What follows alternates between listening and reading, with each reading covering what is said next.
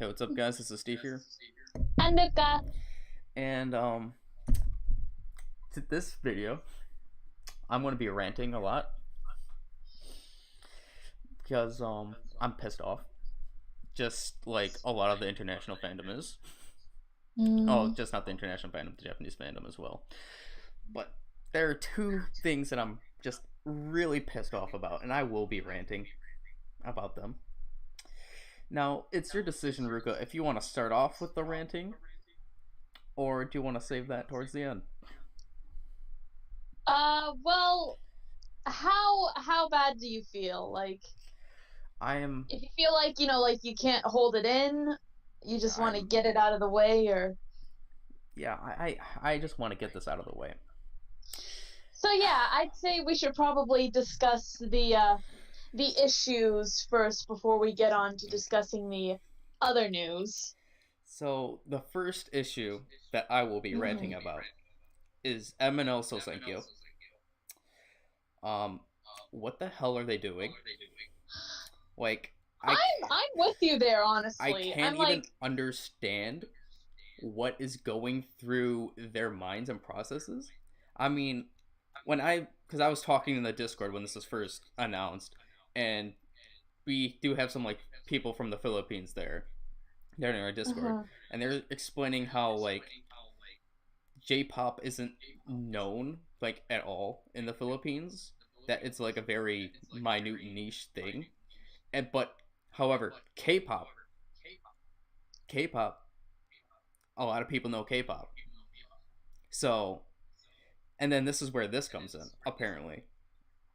So, it was announced a couple days ago. I think it was 2 days ago with MNLs that their second Sousenkyo that the members who do not rank will be forced to graduate, aka fired. And I'm so pissed off about this because it's like this is not what the Sousenkyo is about. Number one, and hmm. two, this just further proves how horrible MNL is, and this is why like we don't really even like talk about MNL like at all. And the Philippines just does not understand what the concept of idol is.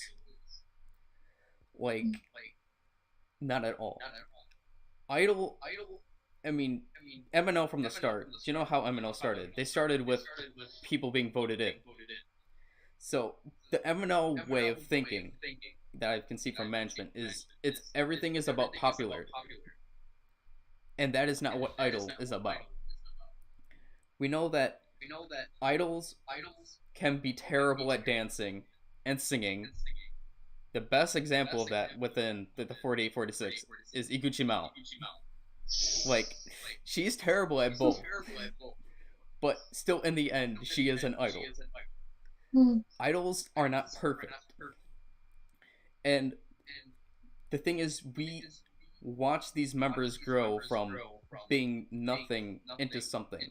But the way that MNL is doing is that if you aren't popular, you don't deserve the job. Like, what?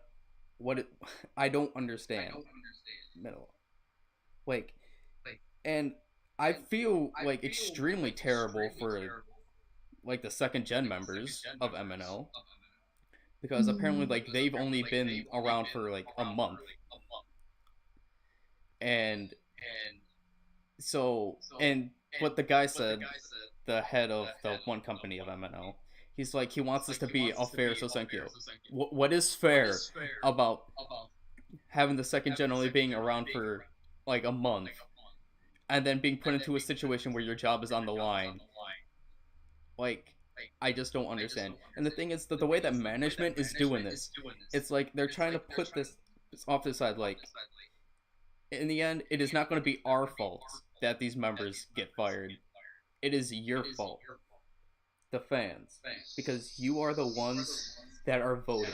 So you cannot blame us for having those members get fired. That's how it's going to be, and there's going to be no more around it because that is what's going to happen.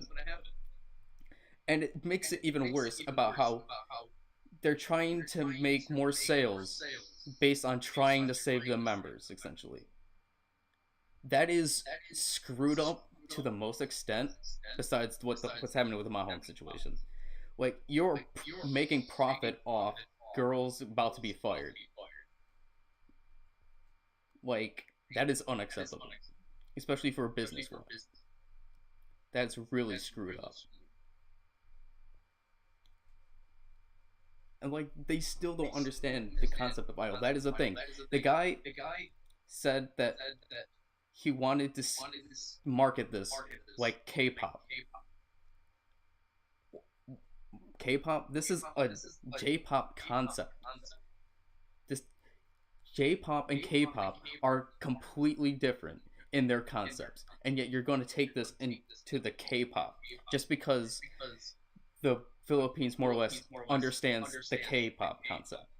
When you're trying to promote a Japanese concept, it makes absolute no sense. If you want to actually promote Japanese concept, then you do it the Japanese way. You don't just take another culture's way of doing stuff. Like, I'm just so mad. Like, it. Do you have more thoughts on this, Ruka? Like, I also want to hear like what you think about this. I mean, I'm still have stuff to rant about this. I mean, yeah, I did hear them discuss this also on 48 Talk. I think they had a lot of really good points to talk about this. And like there was one point that they brought up, like they compared this to like what they did with Produce 48. Yes. And in that case it worked better, but that's because that's what they were supposed to do. Yeah. Like, this was a Korean competition show, and it was a collaboration with AKB. Like, that's what they're supposed to do. MNL, I don't know what they're thinking, but this is not what they're supposed to be doing as a 48 group. And the fact that they are, they are going to like fire the girls who aren't gonna make it, that's awful, and I feel so bad for them. Like, and like, I don't understand, but Aki approved of this. That's what I'm also like, because in the article that I linked to this, the guy said that Aki approved of this happening, which I'm like, what? I mean, obviously Aki has stopped really caring more or less about the 48 groups for a while. It's been like a while since he, I would have to say, hasn't really cared as much. But you have to think about here. The Sousenkyo, although we know that AKB is not having their Sousenkyo, just in general, what the Sousenkyo brings to all the groups that have it, the amount of stress that the girls have to partake in. I mean, this is what Colin brought up. But however, in MNL's situation, obviously the girls in the other Sousenkyos, they have a voice saying that they don't want to participate, and that's good on them. That's where they can just not be stressed out at all. But however, with MNL, all these girls are essentially forced to participate because they will be most likely fired. And then we know with the past Sousenkyos as well. When I'm saying with the stress, we saw obviously there's more. Jurina was probably going through more things other than the Sousenkyo stress. We all know that. But we've seen the breakdown of popular members throughout AKB Sousenkyo just for not ranking in, just not getting even a high enough rank, because they know like this is their time to be noticed, essentially, especially for like the younger members that don't really get any chance to shine. Like, they are stressed out beyond belief, and their mental state isn't even good during the Sousenkyo. And then this is even making matters even worse, because we've seen girls break down, like I've said before, but then you're adding to this that you are going to get fired if you do not rank. Like, I am absolutely scared of what might happen to some of these members that do not rank, because of the amount of pressure and stress that is going to be going on in their minds. I am so scared of what might happen.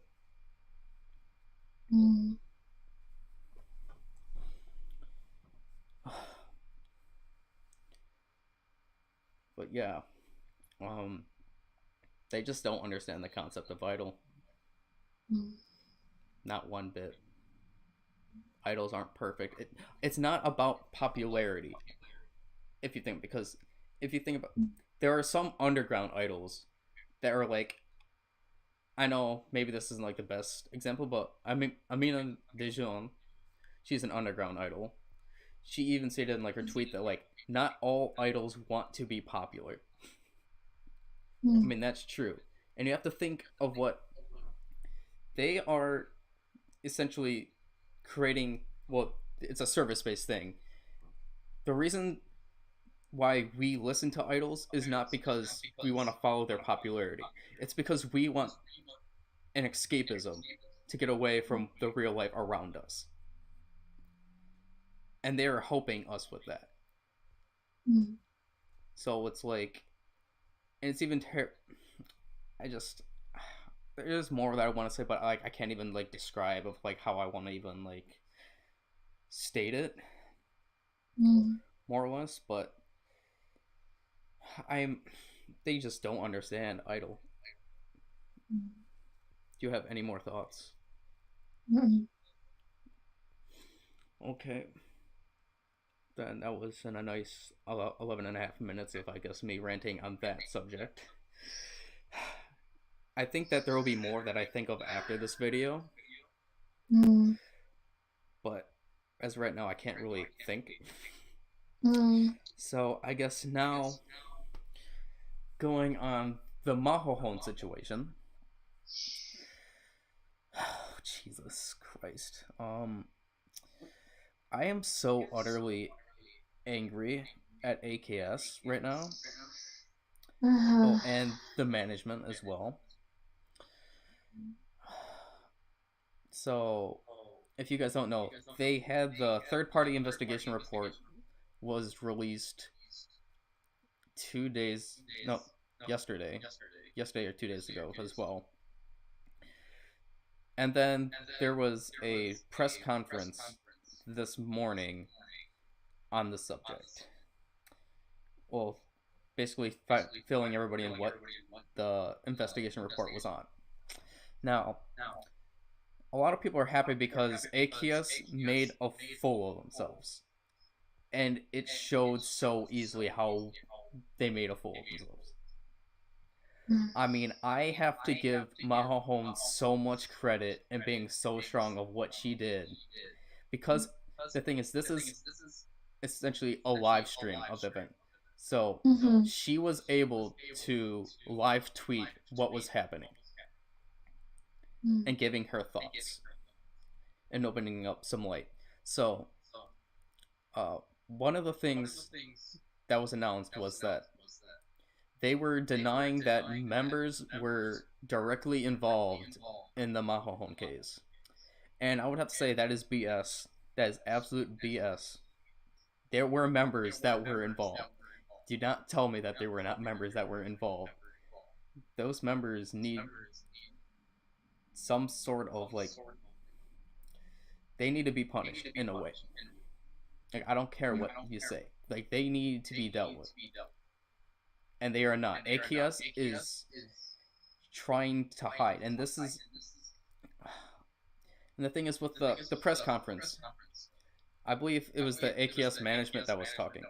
But they had no communication with the third-party investigation about the report. They had no communication with Mahohon herself. So there were plenty of mistakes by AKS at this point. And a thing that like makes me really mad is that the guy that was talking, I think he was like one of the managers of AKS. He is the one that essentially forced Mahohon to apologize. From what I understand. He was like, if you don't apologize, then we'll have your team members apologize for you. Like, are you kidding me? This woman just got assaulted by two males in that was incoherent with members giving out private information to these guys. And they're essentially saying that Mahohon is still lying about this. Are you serious? What does Mahohon have to gain, essentially, from all this when she was the victim? What does she have to gain? And this, I guess, in a this could be somewhat considered slander because you are lying about something, giving false information, and it is destroying somebody's reputation. So this could be somewhat considered slander. And Jesus, like I'm just gonna go to Twitter because I know that there's more stuff that I'm missing. Like I'm just really, really, really pissed off that like I can't really even think right now. Because I know there was some stuff that I retweeted. Oh God, just give me a moment here.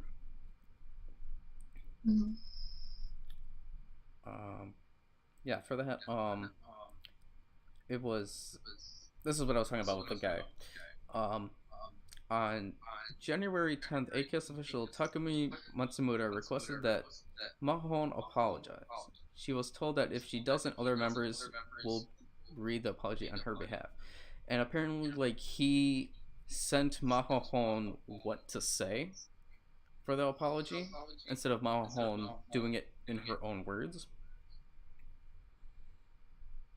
I think I did read a tweet about she tried to negotiate with them on like stuff that she wanted to say, but they like wouldn't allow her to say it.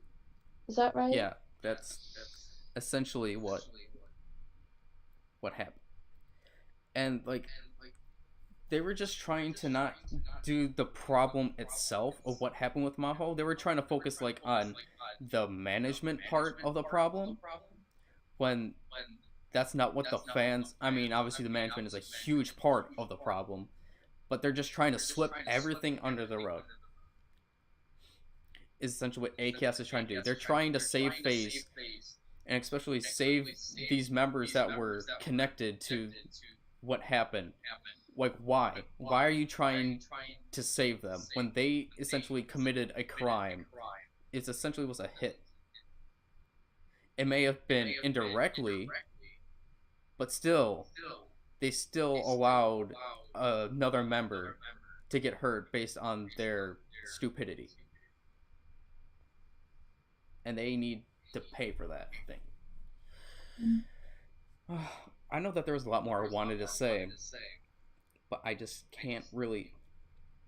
I just know that one of this, like, the guys from 48 Talk, they more or less have the same mindset of what I like want to feel and talk about, just like most of the international community, I'm pretty sure does. But I'm not really good at explaining and expressing things as well as them. But like, I am continuing support. I will always continue support for Mahohon because AKS is in the wrong, and something needs to be done about AKS just in general. Do you have any more thoughts? No, I mean, I totally agree with you. Like she doesn't deserve this. She doesn't deserve to like go through all of this. No. And so everything that's happening now is just, like I said before when we talked about this earlier, it's just gotten worse and worse from here. This is and like it was somewhat funny to see how, because Mahohon, like I said, was live tweeting. Like the last thing that she tweeted and they brought up, like they were speechless. Like they didn't even really like know what to even say. I wasn't able to watch the actual press conference, but I did see a clip of when that happened and when they realized, oh, she's watching this. And she is calling them out. She is shooting them down. And she is fighting back. I like you said earlier, you gotta really give props to her for being so brave, for standing her ground. That's the best way to put it. She's standing her ground against injustice. And like I've said before, her definitely theme is Fukyon. We all know what that song is about from Kea. She truly is Fukyo in that sense. Like, there's nothing really more I can say. I just don't know what else I could say, because like I've said, like there's just so much going on in my mind right now that I can't really express the amount of anger that I have with AKS in general. And then like just like set aside with like if I had to be honest like with myself, like I've been losing interest within AKB for like the past year, probably like year and a half. It's kind of like, well, Colin and Robin like perfectly stated, like the fire is starting to really extinguish with me right now with AKB in the 48 groups. It's just a fact that I personally like. I'm personally kind of like over the 48 groups. I'm more or less now focusing on underground idols. And I think that's where I'm probably going to be spending most of my time now. Like, I'm not really going to be paying attention to the 48 groups because, like, I'm done of what AKS has done. Obviously, like they said, like, no matter what, I'm still going to stick to AKB in the end until the fire fully extinguishes. But now that they're getting rid of the Sousenkyo, which Derek, I think he put it just correctly, like, the Sousenkyo was special. It was a special place, a gathering. Like, there wasn't anything else. And there is just so much memories that are created is around the Sousenkyo. That's like indescribable. Just getting like with you guys like on Discord and just hanging out, just knowing like I'm not going to be able to make more of that. It's really sad. And like, oh god. But also what Robin's saying, like, yeah, so Sousenkyo is so outdated now. They need a new thing to do. Like, I'm just losing my interest in the 48 groups. I guess, like I said, most of my time now is being going to be researching underground idols, and I guess more or less on the 46 side. Cause like I'm really stopping caring now. I don't know if it's like that with you guys, or if that's for me, just no, I don't really feel that because I am still like focused on SK, but it seems like recently it's been SK has been one of the primary things I've been focusing on. Like I haven't been able to see like AK Bingo as much as I used to. So yeah, like and like on the 46 side, yeah, thanks to you guys, I have been watching more of like Keakita and Hiragana Oshi because I've been meaning to catch up on that because I really like Hinatazaka 46 now. So I totally get what you guys mean of like that interest is kind of starting to dim out. And even like outside of like the 48 and 46 groups on that, I'm not super into Necronomidol yet, but like thanks to you guys, interesting to me. I do have like some like knowledge about them, who they are. And then also like I've brought it up a couple times, but I've been super obsessed with the Bang Dream game because I have it on my phone and I've been playing that nonstop. And I'm like, once I get more money on my phone, I'm definitely buying some more of the songs because a lot of the music is so good from that series, from all the different bands. So like I totally get where you guys are coming from where you say you're losing that interest. Now, Mike, since you just got here, do you Mm-hmm. have any ranting opinions on the MNL Sousenkyo and or the Mahohon case? Mike, are you there? I saw that he joined. Yeah. Can you hear me now? Yes, I can hear you now. There you go. I didn't press a button on my laptop to activate my microphone. Okay. Yeah, I saw a lot of stuff on the Mahohon case at work, so I couldn't really. I glossed over it. I couldn't really read into it. What I read, it was like blatantly one side is lying about something. I don't think Mahohon would be lying about any of it. To be honest. Like, and this, I don't really get what management are trying to do at this point. Like, Yeah, I not don't only understand what they're trying to accomplish at all. Like, to be honest, it's not just damaging on NGT, on the 48 group. I think the idol kind of industry as a whole, probably someone's echoing. I wouldn't say the idol industry as a whole, but it's definitely within the 48 group in general. Yeah. This is making a big impact on them. No. I wanted to ask you guys something. What do you think is going to happen with NGT? Because, like, this was also some news that was released this week, but the NGT Theater is closed until the end of March. So, what do you guys think is going to happen? I think it's going to be closed even longer.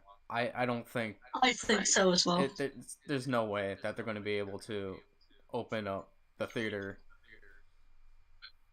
with everything going on. And I know that, you know, since this has come out, the group really hasn't done much now, but I don't think they've really considered this an official hiatus. So do you think they will put the group on hiatus? I don't know. The Kenkyusei are still doing stuff that I know. I know that. So I wouldn't say it would be an official hiatus.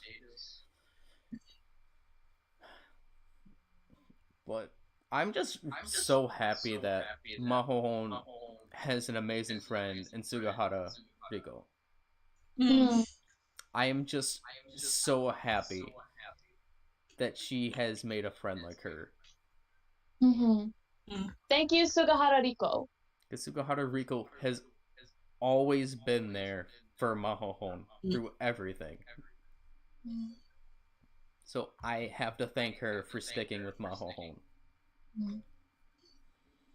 Can't really say much about any of the other members, especially the N3 members, because they're mostly the suspected members.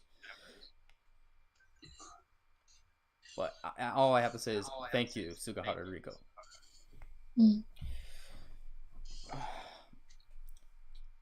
Do you have any thoughts on the MNL Sousenkyo, Mike?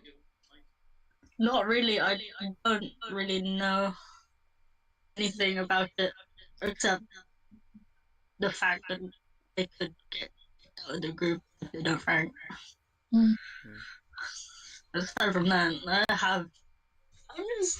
it's just they have a terrible misconception on what an idol is. Yeah, they don't understand the concept of idol. It's because they are, like, more familiar with K-pop and J-pop, it's a very Western image, and it just doesn't go with it. No.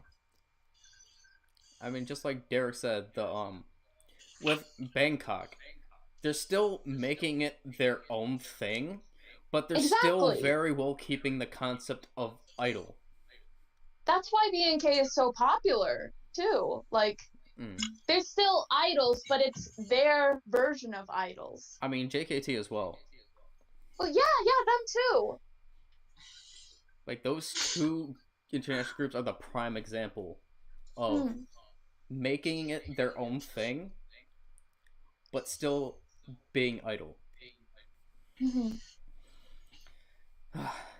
Okay. It's been 30 minutes of ranting. If there's anything more to update, we will update, and I will rage some more if I can't be able to fully express my emotions of how angry I am. So, now that that's done, well, we can all take a deep breath. Let it out.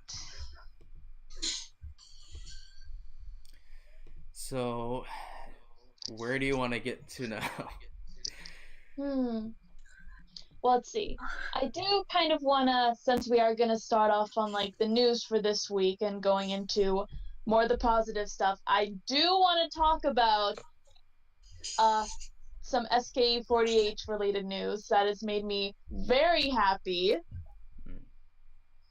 So, this week on SKE Bingo, they not only introduced the director who's going to direct the play that they're doing in April. I believe his name was Maruo Maruichiro. Like, he's done some stuff in a theater, and apparently he worked on Majimuri Gakuen, the drama. But he announced that the play that SKE is going to do in April is Hamlet, William Shakespeare's one of his 4 great tragedies. And this makes me pretty excited. Because last year we had the 48 group members doing Romeo and Juliet with Gekiran Nenachi, and now we're doing SKE doing Hamlet. And so we are going to have the members' auditions. They're going to be shown next week on SKE Bingo. They had the members film themselves acting out some scenes. And also, they also brought it up on that same week, but they showed since it was the 9th episode of SKE Bingo, they showed the Kyuki Kenkyusei and Gakuya Banashi.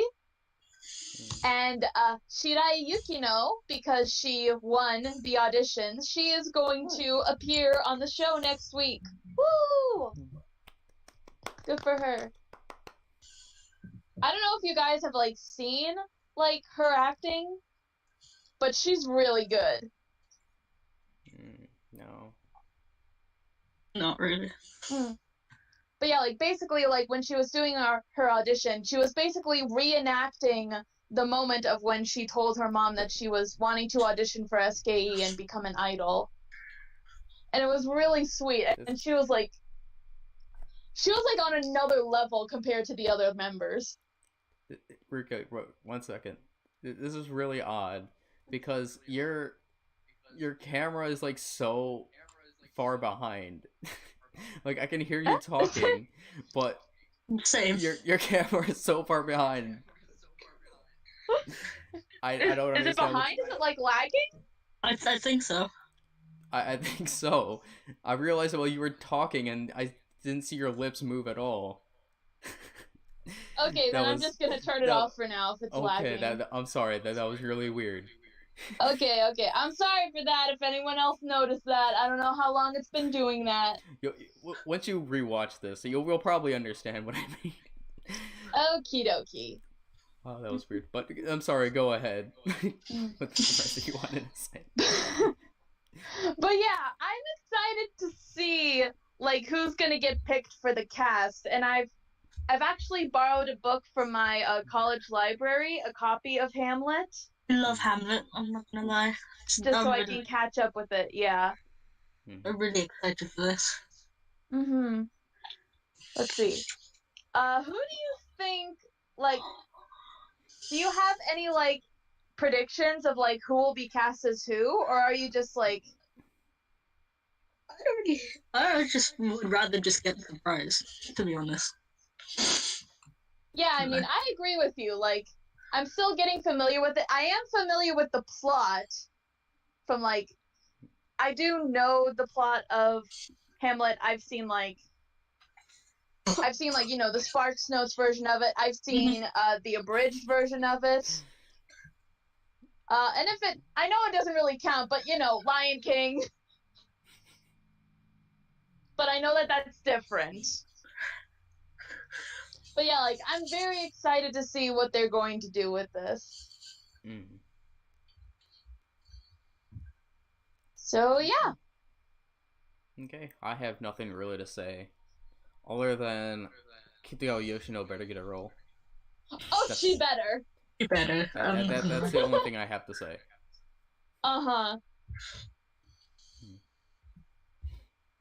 So yeah, we can move on to the next thing, or whatever. Okay. And once again, there's some graduated member news. Yeah. Well, former character member news. There's only one member active in entertainment. Anyway, that's Imaizumi Yui is set to appear in a movie. Woo! The echo is really annoying me. I don't like hearing my own voice. Oh. I'm sorry about that, Mike. That's alright. It's a movie based off the webcomic of the same name. So, yo Bakemono ni naru chichi ga tsurai. Yeah, sorry guys about the psycho. I'm excited because obviously it's Zumin's first movie outside the. Zumin was in a drama before, though. Yeah. Yeah, but not in a movie. Yeah, she wasn't in a movie, but she still has acting experience before. Yeah. I'm still hyped for it. I'm excited. She has her stage play soon. She has her stage play fairly soon as well. So. Yeah. I'm just excited to see where her acting career goes, to be honest. Wait. There was another new song from Hinata Zaga? Oh yeah, there was! What? I didn't know about that. And the new song. No. Well, I didn't listen to that. I'm just realizing that. I only listened to half of it. Oh, I'm sorry, I guess I have nothing to say about that because I didn't listen to that. I didn't even know that there was another song. Yikes. However, I did see the Footsteps music video. I did see that. I feel like they're kind of going for an Aozora to marry kind of theme with the visual. I can feel it. I can see it. More or less not feel it. I can see it. I can see it. Units are visual units. Especially Hinata members are exclusive models as well. Just found something on Twitter. And I noticed that Takamoto is the center of the song. It's not Kosaka now. Otake! Like, happy. Because one of my favorite members got to send to something this single, and I'm like, so, yes. I guess, what are your thoughts on the music video? I really liked it. Footsteps. Like as well. Like the sakura flowers were kind of reminded me with the maple leaves from Aozora to Marry's Namichi wo Hashira Naika. Yeah. I mean, so if I be honest, like, I like the song, but like, compared to the other music videos that Hinata Zaga has given us for the single, it's decent for a music video, but it's a bit more simple. Yeah. Just the other music videos I feel were a lot better than this music video.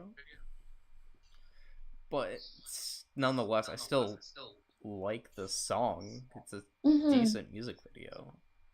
So still, there's nothing like I can say that's wrong with Hinata Zaga. I still don't know what the other song sounds like, so I can't say anything on that for the whole single overall.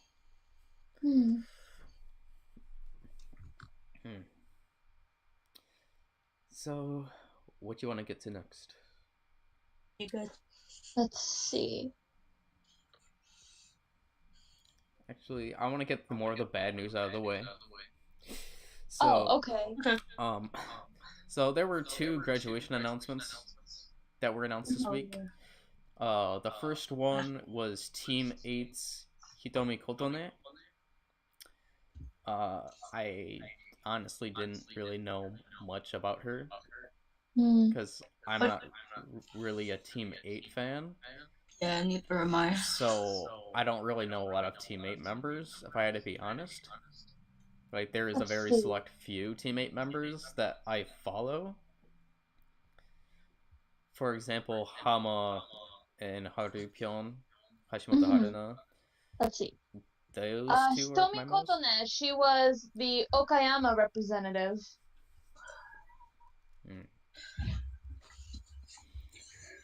So, there's gonna be a new audition in Okayama. No. And then the other graduation that was just announced, I think either a couple hours ago, or it was a few hours ago. Was Ito Karin from Nogizaka 46. Oh, actually, no, sorry, there was 3 announcements. There was 3, yeah. My bad. You guys are forgetting one. Okay, so Ito Karin announced graduation from Nogizaka 46. And then I would get to say once again, Joe Eriko announces graduation. Yeah. So, like, I'm not particularly sad for any of these 3. Just personally, I just want to wish them the best. Like, I'm a little sad with Joe because, you know, she did have the whole thing where she was in the group for the year and then she graduated and then she came back. And, like, I was really happy when she came back because she was, like, one of the first members of NMB I got to know through, like, their TV show Ganin. I thought she was really cute and really funny. Like, she was the annoying, gawky little kid. And so seeing her come back made me happy. But, like, yeah, she's gonna graduate again. That does make me a little sad, but I do wish her the best. Now, I don't know what Ito Karin and Joe Eriko are going to do after graduation, but I heard that Hitomi Kotone wants to be a model. Eriko, I could see Eriko go into acting. Like, she's done some acting stuff recently for the 48 group. Like, she appeared in Majimuri, although she was a minor character. And then there was a drama she did with 2 other NMB members. One of them was Tanigawa Airi, and I forget who the other one is. So, like, I could see Eriko going into that if she wanted to go into acting. Then, I guess we all don't know what Ito Karin at all, so... I'm familiar with the name, but I don't really know that much about her. I'm trying to remember her from the latest Nogi Bingo. She's a 2nd gen member, but I don't know much about the 2nd gen, aside from Psycho Asuka. I think. Hori Miona. That's the one. I don't know Nogi that well. I don't know Nogi that well, so I apologize. It's fine, like, it's fine. But I'm just trying to remember her in Nogi Bingo 10. I don't know why I can't remember which episodes that she was in.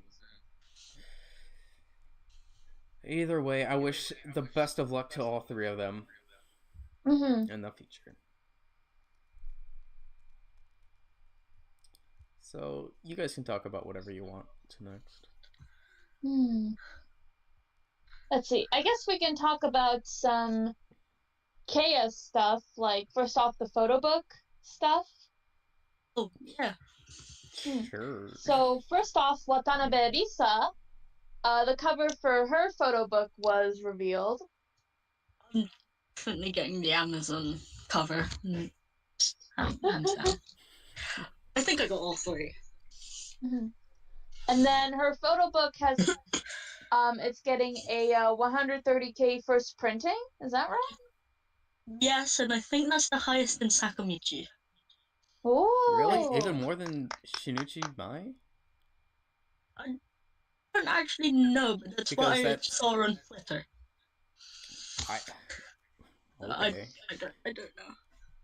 That surprises me then, because It is a high number though. And then for Kobayashi Yui. And then for Kobayashi Yui, we got some first week sales. I think Michael stepped out just now. But Kobayashi Yui's photo book sold 30,326 on the first week. It's not bad. Fairly decent.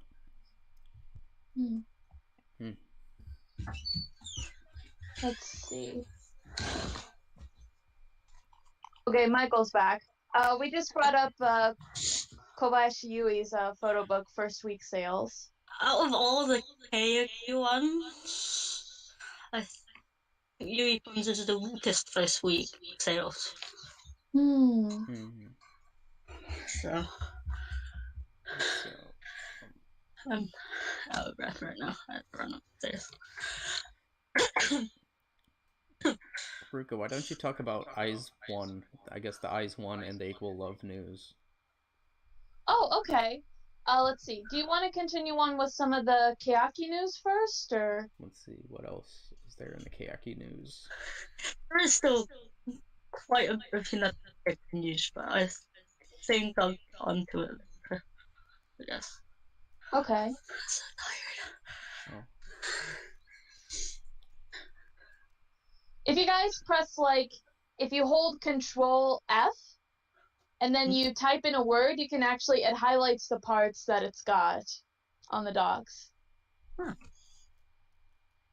Well, I'm on my phone looking at the docs, so I can't really do anything about that. Alright. But, do you want to continue the Keiaki stuff? Not you guys. I don't mind. Okay, then.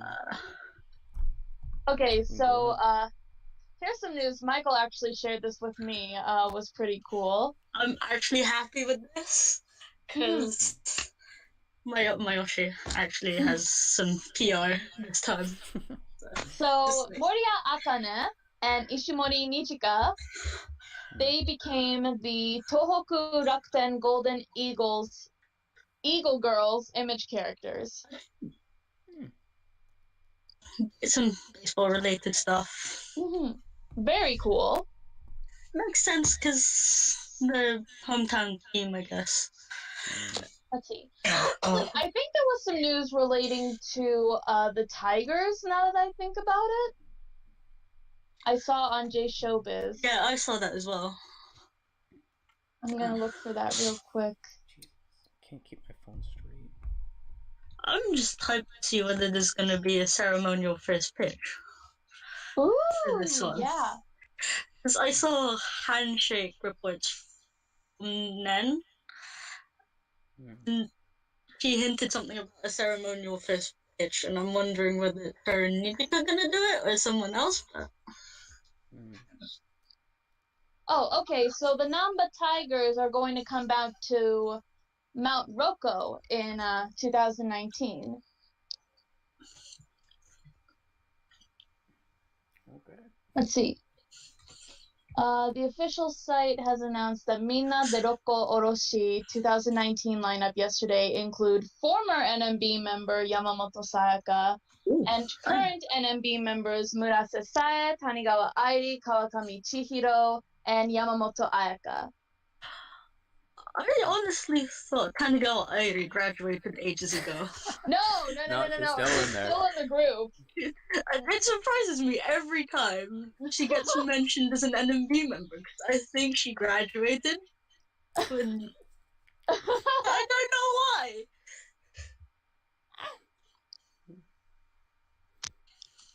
Alright, let's see what else we got. there is some TVC news actually. Oh, okay. So both Kizaka and Hinatazaka, I think as well as Nogi as well, I'm not sure, are set to appear on TVC Kumamoto. What's about Kumamoto? I don't know why. But pretty much it's the Footsteps unit from Hinatazaka. Ah! For all exclusive models, as I've said. And the 4 exclusive models from Kizaka as well. I don't know about Nogi. So. I don't know whether either group perform at UC Kumamoto, but we'll find out later, I guess. Let's see. There is a bit more of Hinatazaka news too. Hinatazaka 46 is going to appear on an NHK ETV high school program. I'm gonna pull that up real quick. I was wondering about that actually. Oh my god.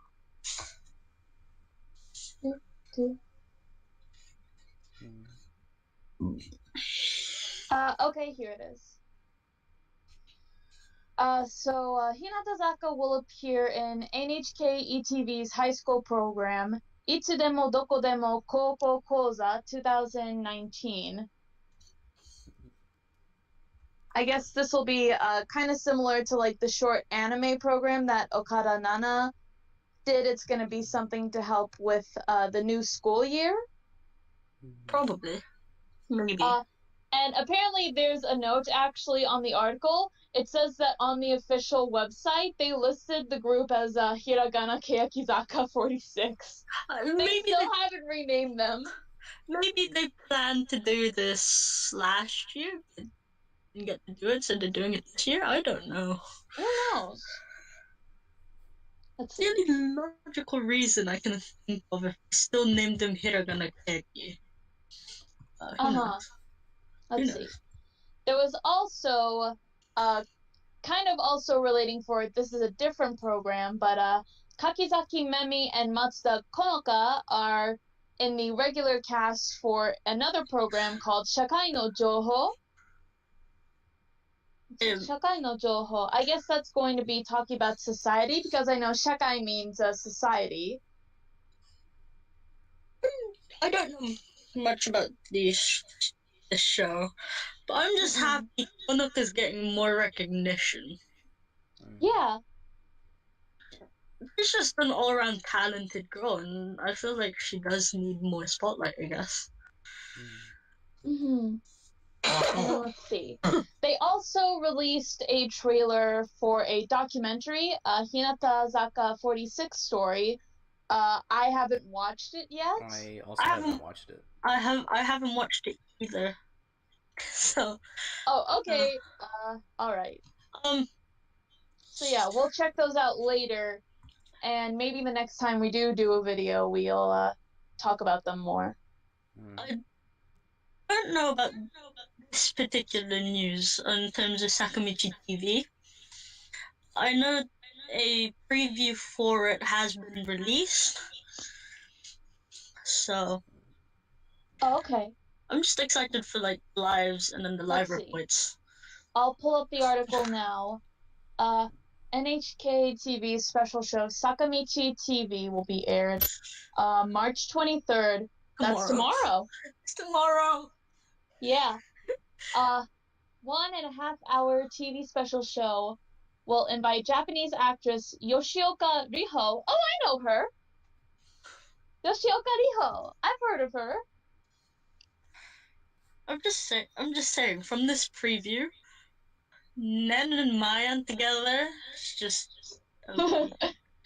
Japanese actors Inoue Yoshio, Nakamura Kankuro, Miyakawa Ichirota, and Japanese shogi chess player Nakamura Taichi as guest star. Ooh. Interesting. On top of that, I think voice actor hold on, what's his name? I can't remember his name, but there's a voice actor doing the narration for me as well. I just can't remember his name. I'm just gonna throw out a random name because this is the first male VA that I'm thinking of. Kajiyuki. Him. Kajiyuki! I remember him from Kaya Bingo. That one Kaya. Yeah, that's right. Kaya Bingo episode.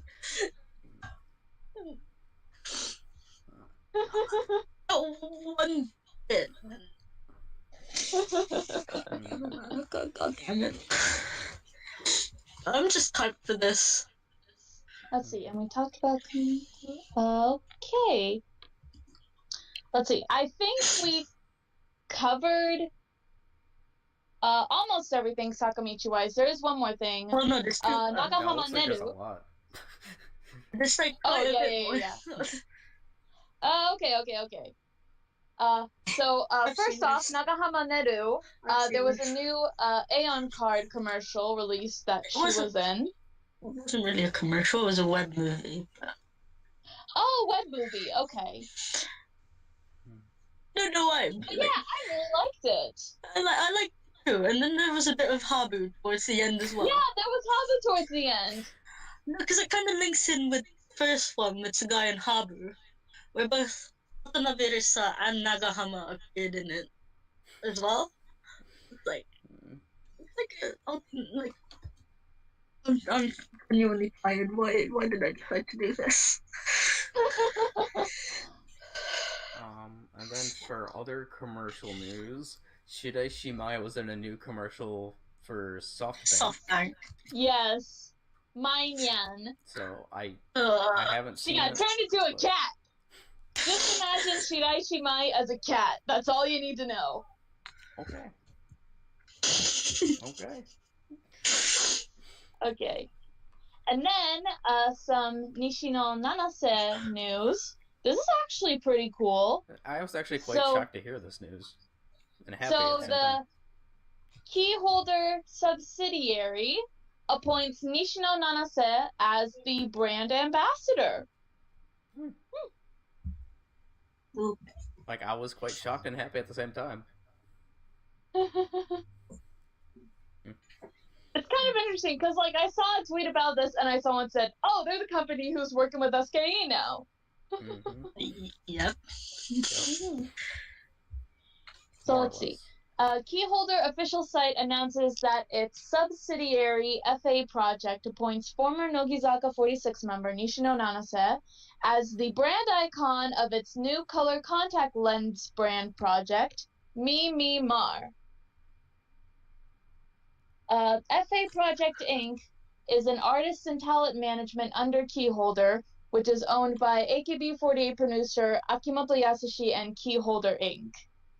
And it shows, like, the percentages of, like, I guess this is, like, who owns how much of the rights to them.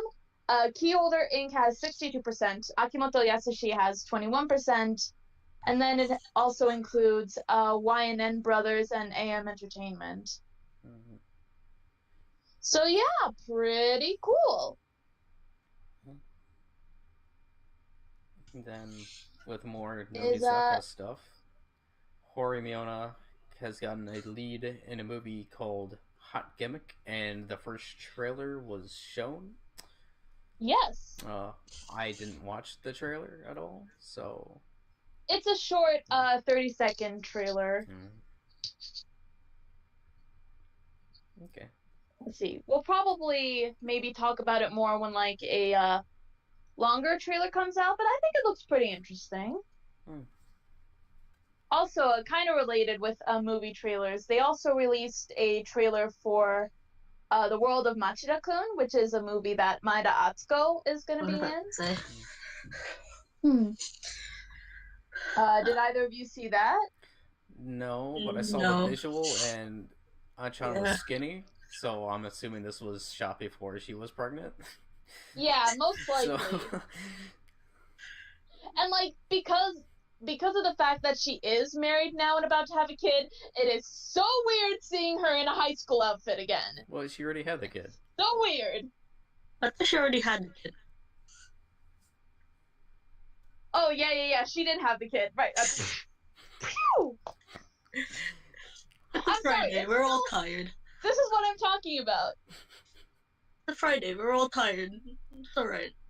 Yeah, I slept in. I slept in this morning because I didn't have school today. But I did have to still get up because I went to got a haircut. So yeah, sorry about that. Had a bit of a brain fart. Let's see. Is that all of the Sakamichi related stuff? I believe it is. You just went on to a graduate AKB member. Uh-huh. I guess. It looks like it. Okay. One thing I was for going on to more news. One thing I instantly got interested in was Kizaki Yuria to appear in Ramen Daisuke Koizumi-san special in April.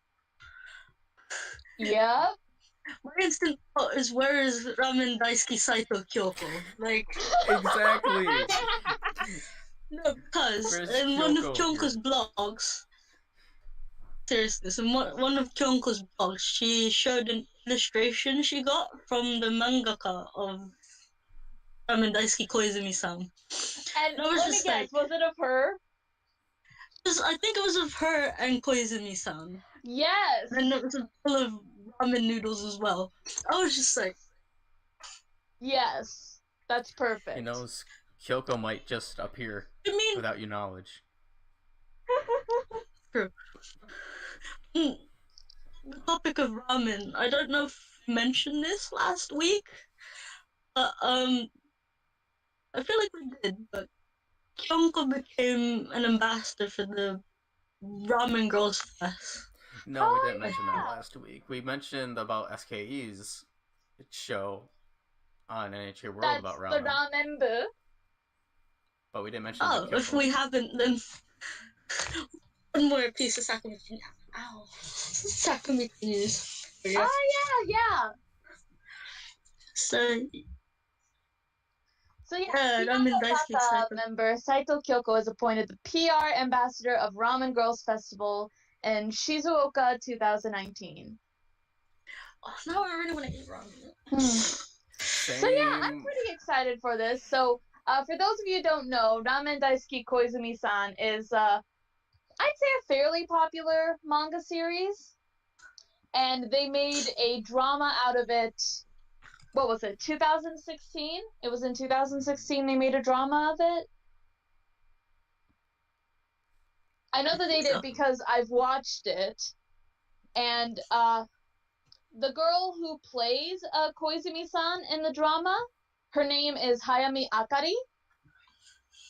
She is a former Momoiro Clover member.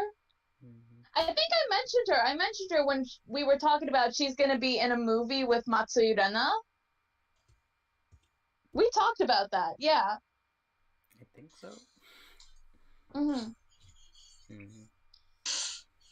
So yeah, let's see. Kizaki Yuria's character is, I believe her name is Nao or Noah? Ogawa Noah.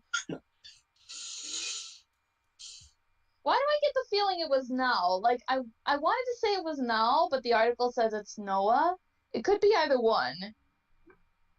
Oh, okay, Michael, you just sent a picture of the... Yeah, that's pretty good. That is really good. It was from the mangaka Koizumi-san, so I'm just like... Yeah, that's really good. And, like, I really like the series because, like, the shops and the ramen that they go to and eat, they're, like, based off real places in Japan that you can go to. So I'm like, oh, this place exists, so I can go have this ramen if I ever go to Japan. I'm not gonna be surprised if Ronko goes to all of those places as well. You're making me really hungry. I'm making myself really hungry. Me too! Okay, let's move on before we starve to death. You can mention the equal love and I guess now Ice One stuff. Okay. We'll talk about that before we move on to the the other graduated member stuff. So, for IZ*ONE's second album that they're coming back with, Heart's Eyes, they're releasing 2 versions of it, Violet and Sapphire. That really confused me, and I don't know why. I was gonna say is, if Colin, you're watching this, I was dying. Oh yeah, I heard your joke about that. That was pretty funny too. Okay, I'm gonna pull up the article about that. It had like a list of things that it was including in both versions. So their second mini album, Heart Eyes, will be released in 2 versions, including a booklet in 2 versions, a clear sleeve, 13 kinds, 2 versions, an 8-page mini photo book, 13 kinds, 2 versions, 2 photo cards, random, 24 kinds, 2 versions, a CD, 2 versions, a pop-up card, 2 versions, and a poster, random, 12 total kinds, first run edition only. Yeah, he was right. Gotta catch them all. I mean, it's like Eki photo cards, you know? Like any K-pop photo cards, you gotta collect them all. Yeah. I know a YouTube channel who does that for Keiki. Just like buys a whole bunch of one single, see how many members they can get from like 100 or so of each type. I guess since we are kind of talking about this in quote-unquote Pokemon terms, if you guys could get either version, which one would you get? What were they again? The colors? Violet and Sapphire. I'd go Sapphire. Yeah, me too. Let's see. They also released some of the concept photos. I saw the concept photos. Oh yeah, they're so freaking beautiful. Like, I mean, first off, Sakura, she is working that blonde hair. When I first saw that her and blonde hair, I was just like, it doesn't suit her. And then I just see the concept photos. I'm just like, mouth is just like, let's see. Right. Let's see. The Violet version, it shows Umbi, Yena, Minju. Hitomi looks really pretty. I almost didn't recognize her for a second, but that was Hitomi. Yuri and Yujin. And then it's also showing the Violet version for Cheon, Chaewon, and Sakura. I don't see Nako yet. I really want to see Nako. Like this sort of pastel kind of concept. I think would really look nice on her. And they also announced their comeback show, Heart to Heart Eyes. Just the timing. Okay. Just tried. To celebrate their return, IZ*ONE will have a new show on Mnet, M2, Mnet K-pop, Stone Music on April 1st. Heart to Heart Eyes will feature the group's second album songs, their Japanese debut songs, Japanese activities footage, and etc. Cool. Hold on, what's the date that was airing again? April 1st. Okay. Okay. I'm just joking. I'm not paying attention. Okie dokie. And then on to Equal Love. Some cool news regarding them. First off, they're going to join C3 Shanghai. Hold on, I'm gonna pull up the article for this. I know a few groups have gotten Shanghai for that. I just can't remember what it is. So yeah, it's Yeah, it's an Asian anime, game, manga festival, basically a convention. Nice. And they will have a special stage. Kyoraku presents Super Sunshine in Shanghai Equal Love special stage on April the 5th. And also, they revealed the cover for their 5th single, which is titled Sagase Diamond Lily. The artwork looks very pretty.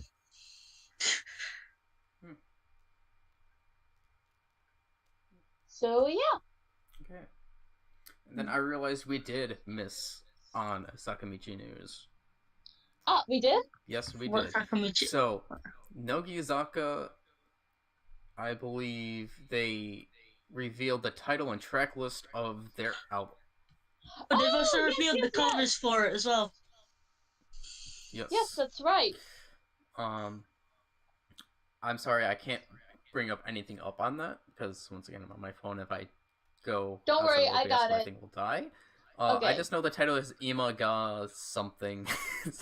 Ima ga omoide ni naru made, which I actually really like the title for that. Yes. It translates to before now becomes a memory. Which is really nice. I like that. And there will be 8 new songs on the album. I'm not sure what the other songs are. I'm assuming they're the main songs since their last album. I'm not sure about the other songs. So I have the article up. They revealed the track list for the album. The album will include 8 new songs. One of the songs will be Eto Misa's solo song. I guess that will be her graduation track. That'll be probably graduation song. And the zombie TV drama's theme song, Mosugu Zombie Densetsu. Which, by the way, have either of you been watching that? Honestly, no. Honestly, I'm surprised I haven't seen anything on that. I haven't caught up with it yet. I've only watched the first 2 episodes. I can't say I'm a fan of it. I think I was after the first theory about watching it to begin with because it is about zombies, and I didn't think I would like it, but I was like, well, maybe this will be kind of similar to Gross Blood. Maybe I'll like it. No, it did some really bad CG. Really? Well, I know I'm Michael, eventually if you know what I'm talking about, bleh. Is that what I think it is you're talking about? I hated that. That was like so gross and so really bad CG. I didn't like it.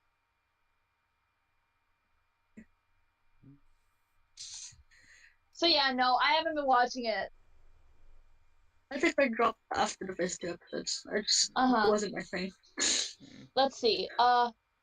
Here's some more stuff about it. Moving on from that. Moreover, the limited edition will contain the graduated members' live performances, and the Type A and Type B editions will contain clips from the group's national tour last year. Very cool. Because I'm most likely going to pick this up when I'm in Japan, because that will be a lot cheaper for me to pick it up then. I'm just wondering what edition I'm going to get. Because I definitely know that I want to pick up this album, for sure.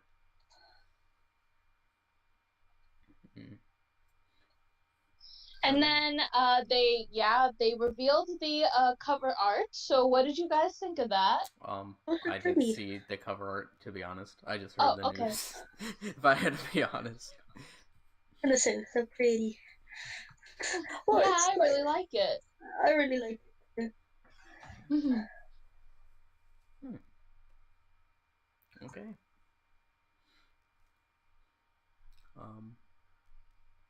Then let's see. Hold on. I guess in small news, No Way Man just reached 10 million views on YouTube. And it was on Sakura's birthday that it reached 10 million. Nice! Happy birthday! Also, apparently, I think Sakura did a V-Live a solo V Live. I think it was for her birthday in Korea. Like, I've seen a couple clips of that. I saw a clip of, like, someone was talking about how, like, before she did Produce 48 and got into IZ*ONE, she didn't know anything Korean, and, like, Jurina was on her showroom, she was commenting, "뽀뽀주세요," and she was like, "What's 뽀뽀주세요? What does that mean?" And now it's showing her now that she's part of IZ*ONE doing a solo live, and she's speaking fluent Korean almost. Seems like it. And I guess with the other AKB news, that I know I saw this around here somewhere, that they've reached 60 million single sales. That's a lot. But then again, I can't really say anything on that because they're probably mostly from handshake events. Probably, yeah. Would be the main cause of the 60 million sales total. Well, and also the Sousenkyo, but... So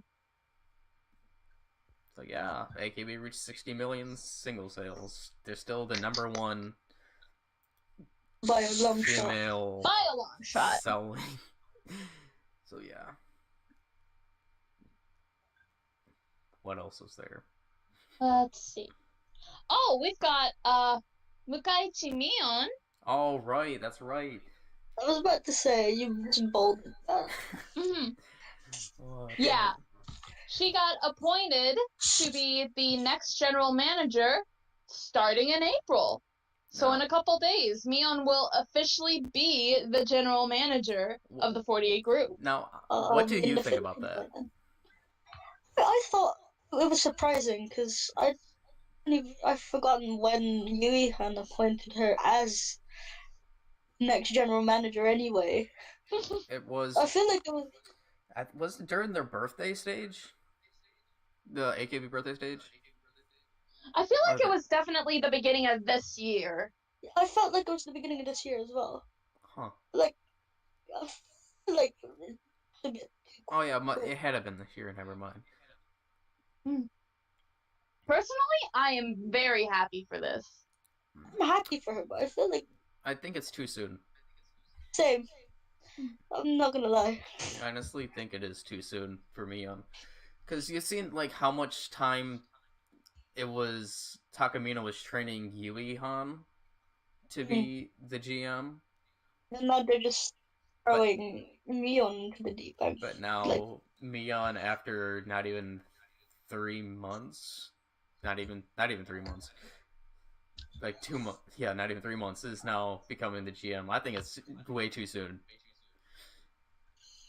And then especially making, like, Mion the Son Kantoku with everything going on right now in the 48 I mean, groups. who knows, though? Who knows? Well, maybe Yui was, like, considering, like, appointing for Mion to become the next general manager, and, like, maybe she talked about it with her, see if, like, she could have her approval of it. Maybe she was giving her, like, tips behind the scenes, like, you know, this is, you know, what you should do, like, trying to give her some pointers for, like, when she does appoint her the general manager.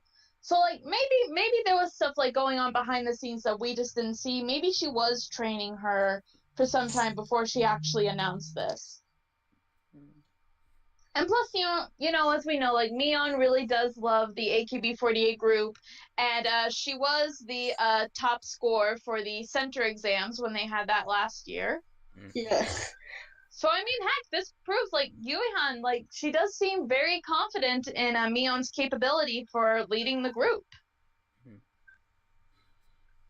And, you know, I'll put that faith in her. I put that faith in Takamina when she chose Yui-han, and Yui-han didn't disappoint. She's been a good Soul Kantoku, so I'm going to put my faith in Yui-han for choosing Mion and appointing her starting in April. So there you go. Did any of you watch the final Only Nippon? Ruka probably did. This wasn't the final one, was it? Yeah. No, it wasn't. Was it? No, it wasn't. I thought it was the final AKB Only Nippon. No, next week is the final one. But I did see this week because it spawned all of the Yui-han memes. Actually, I thought I heard Seigel, so I'm like, this is the final? Oh. They were probably talking about how next week is going to be the cycle. Hold on though. Wouldn't it make sense if it was like Hinata release show soon? Kyun is releasing on that Wednesday. It would be weird for the. I don't know. It would make sense. Keiki did those release show release on 9/12. Interesting. But yeah, those Yui-Han memes. They were so good. I've not seen those Yui-Han memes. I need to send you one that I made. Oh, I'm gonna send you one that I made. Oh god. No, trust me, they're good. They're good. I know. I just. What are you trying to do anyway? What else is there? There you go. Oh. Oh, that was yours? Hold on. Yeah, that was mine. I swear I saw this somewhere from someone else. Yeah, that was mine. Oh, okay. I'm sorry, you guys can't see that. I'm sorry. Yeah. Maybe we can put it in the thumbnail. Probably. We can put it in the thumbnail, having it be Yui's face, like, just the disapproving look. Oh yeah, we can, for sure. Then I think the rest of the news is SKE stuff, or am I wrong? Not the rest of it.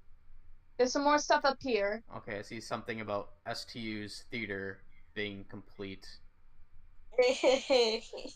Finally. Let's see. They completed the ship resignation for SCU-48 Go. I don't know what that means, but yeah. The ship is ready to sail is what that means. Hey. I'm so tired. It's like 8:30 and I'm like already tired. Okay. Okay. Let's see. We've got some other former member news that I wanted to bring up. First off, Watanabe Miyuki appeared in the Kansai Collection 2019 Spring and Summer Fashion Event. She was an MC assistant and also a model on the runway. She looked very pretty, and everyone was welcoming her back. So it was very nice. She was talking about, she was up on the stage before, like, performing for NMB and also being on the runway as a model, but it's a new experience for her being an MC assistant. Let's see. We also got a trailer for the anime movie that Kawaii Rina is in, Kimi to Nami ni Noretara. I really want to see this movie because it looks very interesting. Have either of you guys seen it? What, the trailer? I think I did see the trailer. I think I have. Did I see? I think so. I think I saw the trailer. Let's see. We also got some news from Aki P's girl band project, the Coin Lockers. We did. We did. Yes, so the Coin Lockers are gonna get their first TV show. Isn't this the show a group with the former 48 group member? Is this with Sugumi? Not Sugumi. Yeah. Hayasaka Sugumi. Tsumugi. There was a former 48 group member there somewhere. Yeah, Hayasaka Tsumugi. So yeah, their first TV show, Locker ni Nani Ireru? The hosts will be the comedy duo Fujiwara. I've heard of. Don't know who they are. I heard of that name. I just have. No, I know who they are. Just can't name faces. But I recognize the name. Japanese man takes giant torches to slow walk in Tokyo. Let's see. We also got a trailer for season 2 of Hanani Keramono, which Shinoda Mariko is in. Isn't Iriyama Anna in that too? Yes, that's right. Iriyama Anna is also in it. I got some more information this time. Very nice. I see something here about Team TP. Oh yeah, Team TP. Oh, right. They announced a digital single release. I don't know the details. I just saw that. I'm pulling it up right now. Let's see. Again, I can't really read Chinese, so I can't read all the details.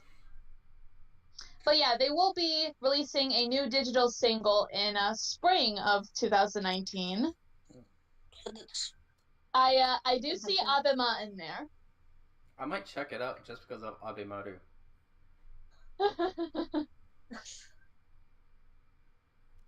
Okay. And then in some Team 8 news, they're going to hold a 5th anniversary live on April 3rd. Let's see if we can get some more details on that, when that will be.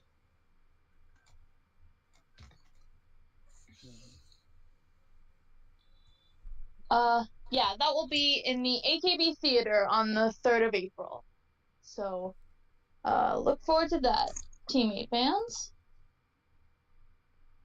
And then we have some very cool news regarding both the 48 group and also Denpagumi, because they're also involved with this. So, for the first off, Denpagumi member Furukawa Mirin and SKE member Furuhata Nao are going to have a TV show together. Interesting. Let's see. I'll pull that up right now. That's really interesting. Let's see. So yeah, the two of them will have a TV show, Furukawa Mirin to Furuhata Nao no Inishie Otomezake.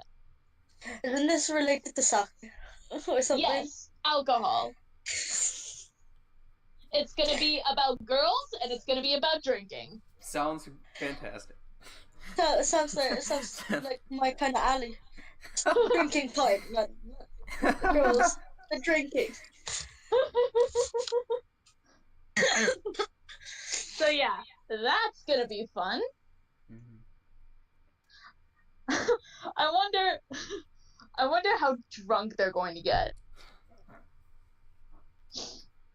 Because like I know that Nao is 22.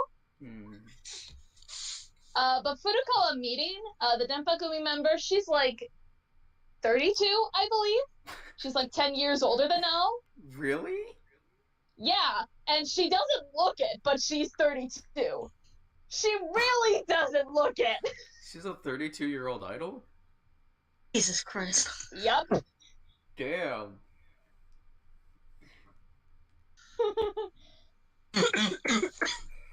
And then also, another Denpagumi member, Fujisaki Ayane. Unfortunately, I don't know how old she is. And Team 8 member, Takahashi Ayane, are going to have a radio show together. Fujisaki Ayane to Takahashi Ayane no Asayane. That's quite. This will be every Saturday morning, and the show will begin airing on Cho A&G Plus on April 6th. I just searched up Fujisaki Ayane. She's only 23. Ah, okay.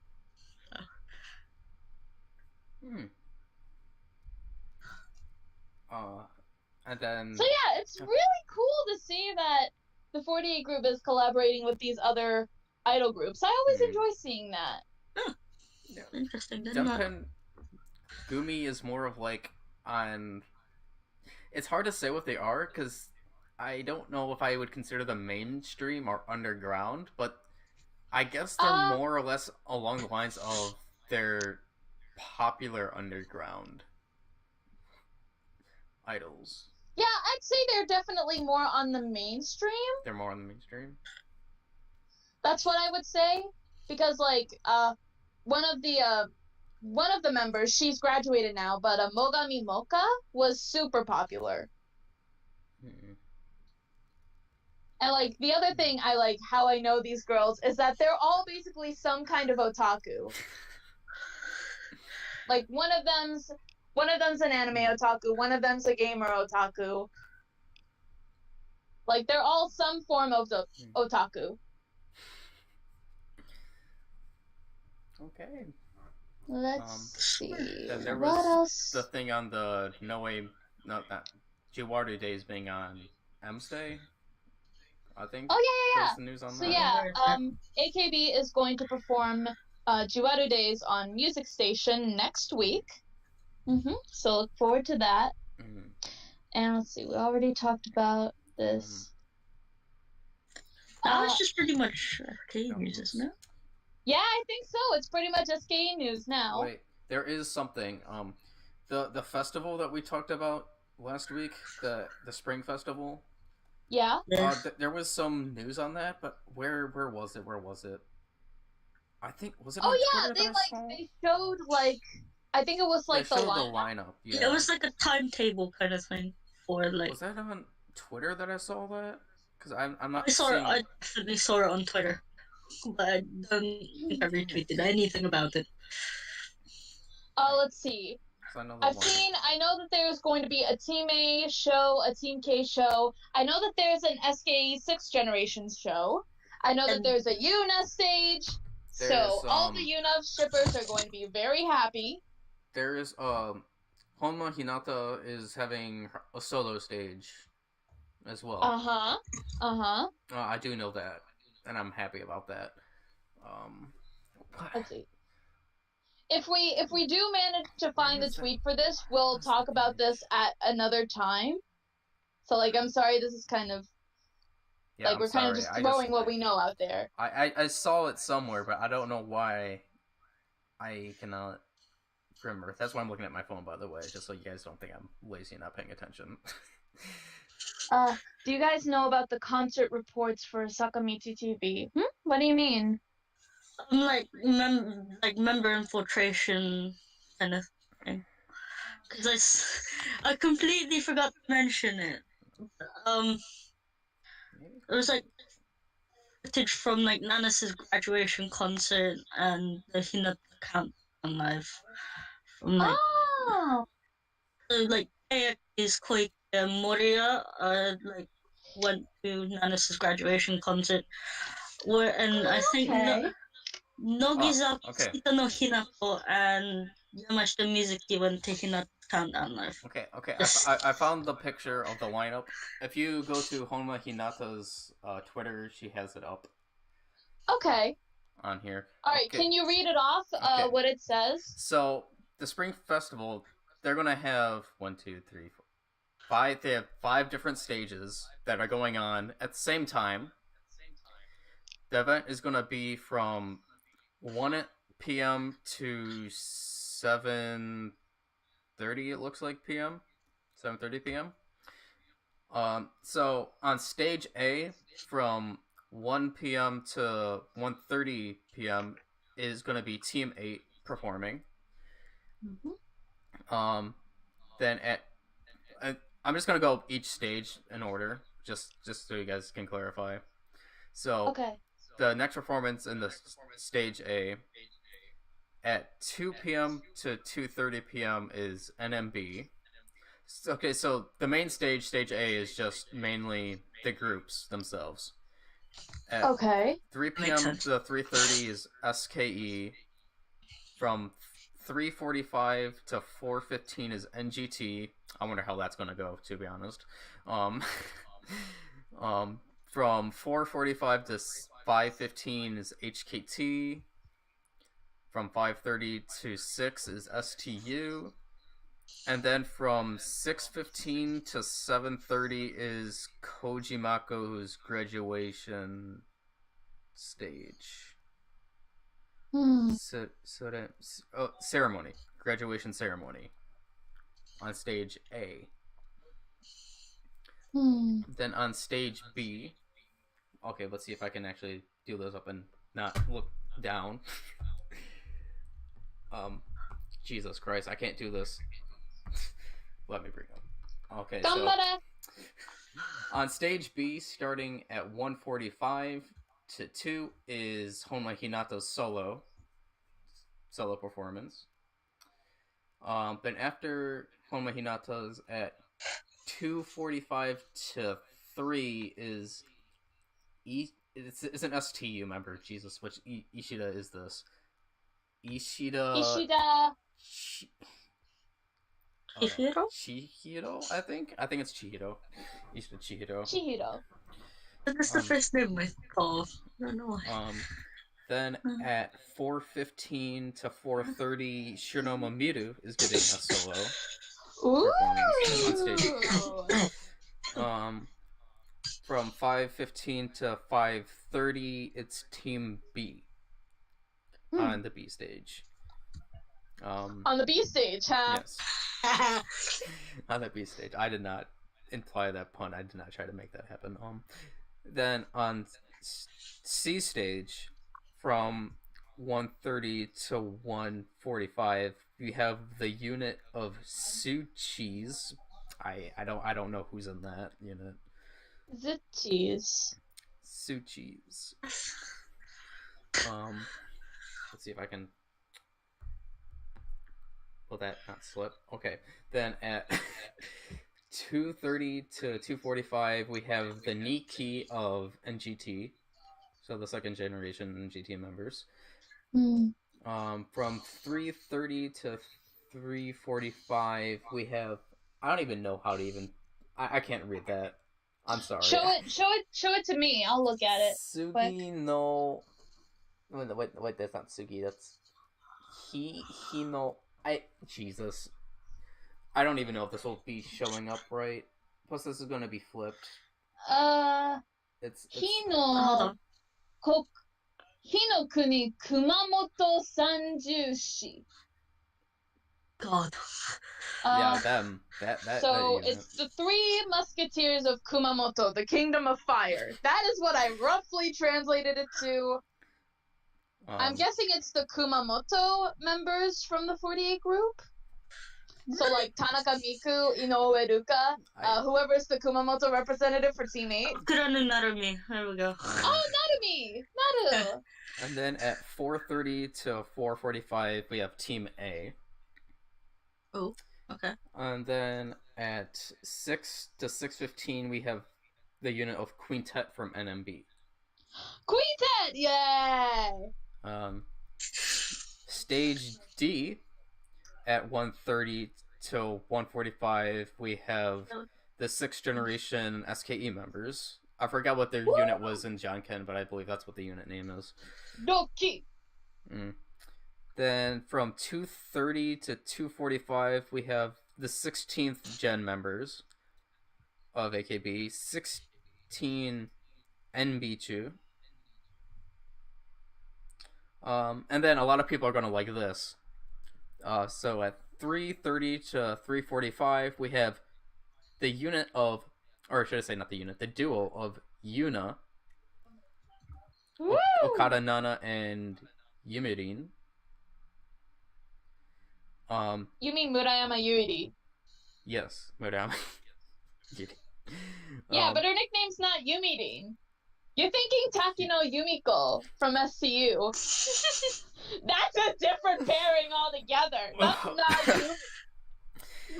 Just never mind my mistake there. It's a Friday, guys. It's Friday. Just. Sorry about that mistake. We don't usually record on Fridays. This is why. No, we do not. I'm very busy this weekend, so I kind of can't do anything other than today. So okay. Then at 4:30 to 4:45, we have Team 4.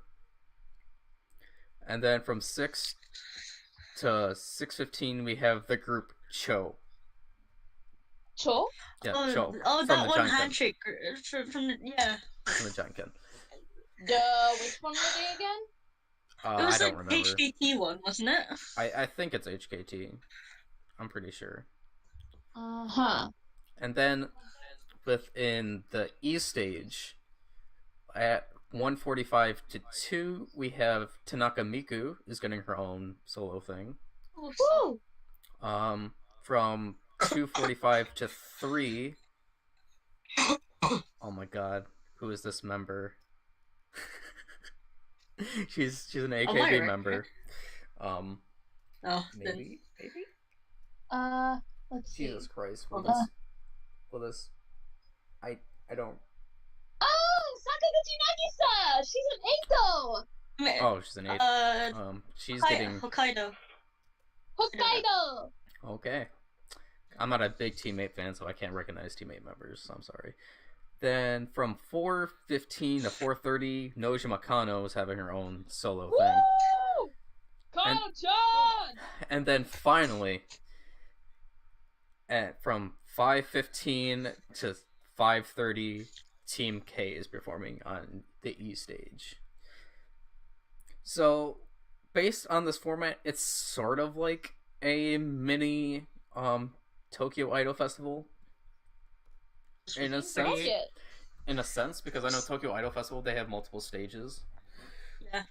So, this is a nice concept going for this event. And if I remember, this is being held on April 28th, if I remember correctly. It's somewhere 28th or 27th. So I think so. That's So maybe they'll do this every year, or this could just be a one-time thing. Maybe they're gonna see how this goes and decide if they're going to do more of them. April 27th. So, yeah. I'm sorry for looking down the whole time. It's okay. And then now we can get to the SKE news. To close off. So first off, we have some news for one of SKE's TV shows. This is actually their longest running TV show. SKE48 no Aichiteru has been renewed to continue on. Woo! It's lasted how long? 9 years. This is going to be its 9th year. 9 years. Okay, I didn't even know about this show. I didn't even know about it. Okay. I didn't even know how long it was, how long it lasted. Oh yeah, this show was like really popular. I've seen like a couple episodes of it. They're having the members. It's kind of like a tourist show. They're showing different like spots in the the Aichi, or I guess not really limited to Aichi, but more like the Chubu region of Japan. Aichi, Gifu, all those different places where SKE is and what they represent. And they basically they give information about those places, and they even have they have a woman who is doing sign language, which I think is really interesting. So yeah, this is one of their most popular long-running shows for SKE48. So congratulations to going on for 9 years. Okay. Everyone was freaking out because when the Twitter account made the tweet that we're gonna make a big announcement, and they were like, "Oh crap, it's gonna end," and they were like, "Nope, nope, we're still going." I'm sorry if you hear these birds. I realized the last It's video okay. You can hear them very easily. So I'm really, really sorry. Okay. Next, SKE is going to participate in a new @FM radio show. So their @FM is going to launch a new radio show called Upbeat Weekend, where the host is Ryusuke Kelly. I don't know him. And they will have the members of SKE48 acting as the show's assistant. So I'm guessing maybe on each day or every other day they're gonna have different members switch out for the assistant role. like, you know, on this day it's going to be Dasu, and then the next day it's going to be Minaru, and then another day it'll be someone else. So yeah, that will start airing in April, and it will be every Saturday from 11 to 12:30 Japanese time. All right. Mm-hmm. And then the last bit of news, which is like a perfect tie-in for this, and I'm super excited for this. Matsui Jurina is getting her first regular radio show in April. When is it gonna be airing in the time slot? Okay, I'll pull it up. So, her first radio show, which I love the title of this, by the way, Koe no Koibito Matsui Jurina desu. Supported by Shimeji. Koe no Koibito. Koe no Koibito da yo. Okay. And like, I love the poster, like the promotional poster they have for this, because there's a drawing that Jurina drew of like the mascot she thought of this, and it's so cute and so quirky.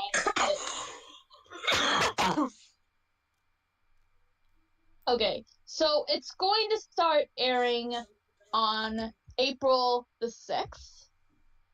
Okay. Let's see, I'm gonna pull up something where, let's see, the SKE International News Twitter actually released some more information about this. ちょっと待ってください. Also, in kind of related SKE news, I'm doing something. Jurina recently posted a picture on her Twitter. I don't know. She and the couple of the members were like having a rehearsal. He has to work today. And so it was like the members were all wearing black outfits, like black shirts and black pants. No. So she took a picture of them, and it was like, we're the Senbatsu members who wear black. And it was like, you can see a couple of the members who were there. Like, I saw Mikoti was in there, Suzuran was in there. There were a couple of junior members in there, too. Like, there was a Kyuki member, I think, who talked about, oh, I'm so happy Jurina included me in this.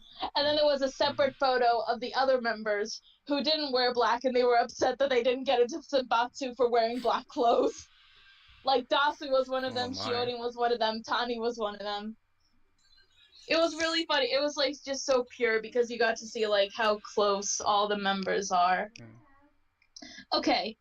So, Jurina, her first regular show, Koe no Koibito Matsui Jurina desu. I really love that title. It's like, I think it roughly translates something lovers. Yeah, lover. It's like love of lovers or something like that. Voice lover? But like, koe. I thought like, you said koi no koibito. That's what koe. Okay. As in voice. Okay. Okay. I swear, I heard koi no kobi. No, because I heard that as well, honestly. I'm not gonna lie. Because, you know, in radio, you can only hear your voice, so Jurina is basically the voice of your girlfriend. That's going to start airing every Saturday it's going to be 30 minutes from 7:30 to 8 p.m. starting April 6th, and the program consists of 4 segments, in which the fans are heavily involved in the making of. So the first one is the story that you want Jurina to hear. So you can send her your story, and she will read about it. And so there's a different topic for each month. So April's theme is an unforgettable encounter you had. And then the second one is the girlfriend that's close to your ear. You can write a script of any situation or moso, imagination, and she will do role play. So if you guys watched like some of her showrooms, Jurina would do this thing called Angi Lesson, where she would have the fans, the viewers who were watching, would like write out a situation that they wanted her to act out, and she would do it. So I'm gonna be very excited for that. It kind of makes me wonder, like, if she ever gets, like, other members to guest on the show, she'll do it with them. Because she did that before on her showroom. Like, there was one she did it with Tani Marika when she was on her showroom once, and it was so funny because they basically did a senpai-kohai role reversal. So, like, you know, Jurina was having to be polite to Tani, and Tani was having so much fun calling her just Jurina. Not Jurina-san. Jurina. It was very entertaining. And then the next one, I love this. Dazara #1 Grand Prix. Oh. And you know, Jurina loves her Dazara. Her what? So basically, her pun? Puns, yes! Okay. Puns. Okay, I didn't... So I was sighing like a... Okay. Yes. So basically, you get to send your own pun, and she will read it and decide the winner. The theme for right now is lover, or koibito. Oh boy. And then the last one is Judy Ale. I mean, they translated it weird, but it's Judy Ed, like Judy Yell. Oh, okay. Like Ed as in yell.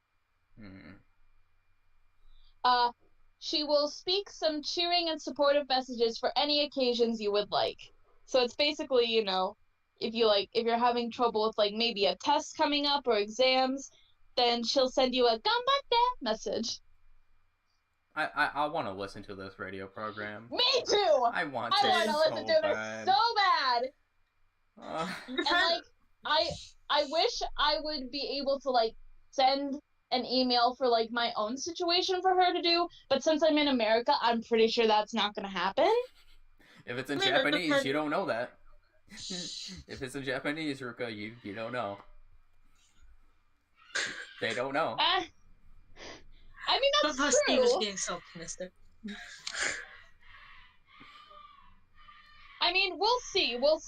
But even if I can't, I'm still content just to listen to Jurina. You have to send me the link to where I can listen to this, if there even is. If I...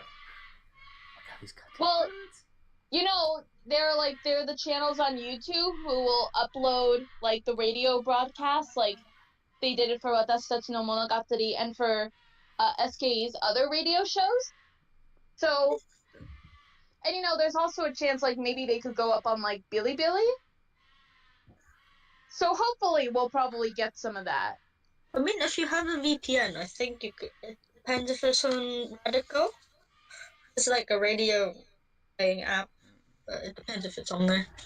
Oh, okay. But you need a VPN for it. Okay.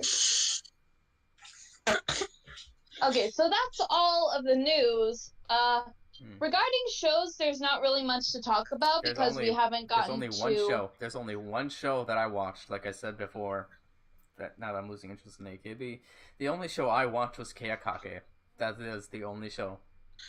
And it is the best episode of a show that I think I've watched in over a year. I was so surprised. Oh, was this the recent one? Was this the recent one? The Habu Mizuho one? Yes. What was I telling you? This was literally the... What was I telling you? My image of Habu has been changed forever. Oh my god. The thing Habu is a special human being. Oh my god. You don't even know how happy I am to have Habu as my Niyoshi. If you guys don't know, Habu used to be my Keyaki Oshimen until I discovered Berika. But there's no words that I can say of how happy I am for like having Habu be my Nidai Meoshi. Well, Steve's happy about his Niyoshi. I'm quite worried about my Niyoshi in Keyaki. I just hope Mon gets better soon. Okay, so it was starting out, we were talking about, like, okay, so she's a little weird. But I mean, like, that didn't completely destroy my image of Habu. It's like, okay, she's just a bit she's just a little weird. Like, she'll hum songs that she doesn't know. I do that. And like I said, and, like, some of her word sense is like a little weird. It doesn't make sense, but I'm like, okay, she's a little weird. But then we get to the if you had to have your own TV show, what would it be like? And then we get what was the name of the show? It was like it was a Have a pun nice with her day. name. It was Have a nice Have day. a nice day. Have a nice day. And it's like she comes in a cowboy outfit. She's speaking English. I mean, she tried to speak English. Emphasis is try. I don't care. It was great. It was amazing. It was great. It was great. Steve, I'm gonna ask you, between her and Wadamaya, who's worse? Maya Wada's a lot worse. I don't know what your question is. Maya Wada, definitely a lot worse. Okay, because I was gonna say, like, there were some clever moments. Like, I thought it was clever she was, like, using her own name as, like, a pun. Like, the have a nice day thing, or, yes, I have. And, you know, the oh my god thing. So, like, I think, I want to say Miho was kind of more on, like, a Kawaii Rina level. Miho? Like, she knows what she's trying to say. She just doesn't know how to say it sometimes. Wait, who? Kawaii Rina. To who? Who did you compare her to? Habu. Oh, I thought I heard Miho. I'm like... I heard Miho as well. I got really confused. No.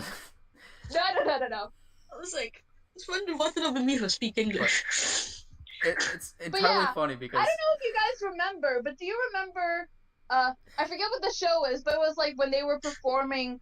when they were promoting Heart Edeki, and they were having the members, like, doing different situations, like, if they were in America. And there was, like, one where they had... Oh my god. They had the members, like, doing self-introduction in English. I think I remember that like, somewhere. Anin, Yuko, Mayu, and then Kawaii at the end. And, like, you have the members, like, hello, my name is da-da-da-da, you know, whatever your stage name is, because, like, they gave them English names for Heart Edeki. Except for Kawaii. She just got Kawaii. Hers stayed the same for some reason. And, you know, it's fairly decent English. Like, they're speaking pretty good English for there. And then you get to Kawaii Rina, and she's like, yes, so Kawaii! So Kawaii! So, let's enjoy happy listen! I'm so kawaii. Oh my god. But, I think she thought that she was trying to say I'm so cute, but like that's the thing that I love is now, like, stated, like, Habu is now just showing her true colors now. It's lovely. And I couldn't help but laugh, like, Tsuchida, he just wanted to leave. He just completely gave up on Habu. It was so funny. He was done in the beginning. He's like, I just want to leave. I can't take any more. Oh my god. Second time. Now, like I was stating before, I'm somehow always attracted to these, like, Baka members. Whatever, I don't... Now, the question is, like, when I'm thinking to myself, I'm like, after seeing, like, this side of Habu, like, I don't even know, like, who is weirder, because we all know Nagasawa Nanako, she's weird. But and also we have Iguchi Mao. Like, I don't even know where I can even put Habu in here. And I think Habu's off the scale. Because, like,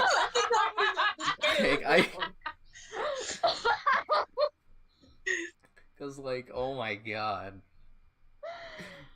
I truly hope that they just make, just like what they did with Iguchi Mao and Snack Mao, I really hope that they make this a segment. Thing. Oh my gosh, yes. Please make Have a Nice Day its own segment. Please, I'm begging you. If you compare Kaya fucking budget, the Hiragana Ashi budget, it's quite unlikely. But I want more of this. I want more of Habu's insanity. We all do. And the fact that she was like, I'm half Japanese, half American, and then she was trying to speak English, but she had to speak Japanese. And Sawabe, what's your dad's name? Nyari. Nyari. Nyari. Really? Like Nyari. Her dad's supposed to be American. Nyari. Nyari. I just like feel like, why did I like such a weird group at this point? No, Michael. This is my same feeling for SKE. They're a group of weirdos, and I love them. I mean, why do I like two weird groups? Oh my God. Why do I like two weird groups? Why? I love Habu even more than I did before, but still, Bertica still will always be my Oshiman. Okay, so I guess I know you guys really haven't seen any of these, but I still wanted to like kind of bring them up as like, you know, probably like a recommendation sort of thing for like other like viewers who are watching who see this if they're curious. So first off, I did actually find on YouTube the bonus footage for NMB's most recent single, Tokonoma Seiza Musume. It is the Namba Seiza Matsuri, where it was basically all of the group were having like this event at the stage. I don't know where this was, but it was like having their own event. They were like having performances for fans and playing games. Like Team M were doing an ogiri. You know what I mean? An ogiri? I don't know what like how you call that in English. An ogiri. It's like you know, it's like they give out a topic and then the members would like write their answers for like what they would think would be the best answer. And then depending on how good or bad their answer was, they would either get or lose a cushion that they were sitting on. You know, it's like that show Shoten. Hold on, isn't that like what they did in Hiragana? SK's every Friday night? Yes. Yeah. Oh wait. Yes, that's exactly where they got it from. That's right. That's right. Yeah, now you know what I'm thinking of, right, Steve? It's like the host would give them like a topic to like do an answer on. And if their answer was funny, then they would get a cushion to like add on to the pile. If it wasn't that funny, the cushion taken away or something. Yeah. Yeah. And then they also had the rock paper scissors where they had the toy hammers, but instead of a helmet, you had to block it with a cushion. And then I think I showed you the clip of this, Michael, but Team N was doing this.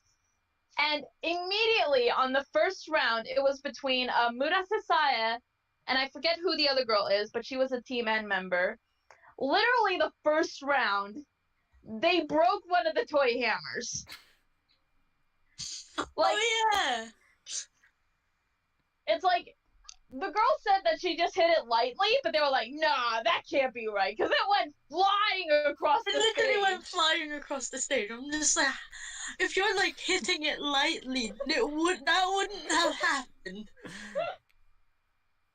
And like, everyone was freaking out because they were not expecting this to happen. No. It was so funny. So yeah, check those out on YouTube if you're interested.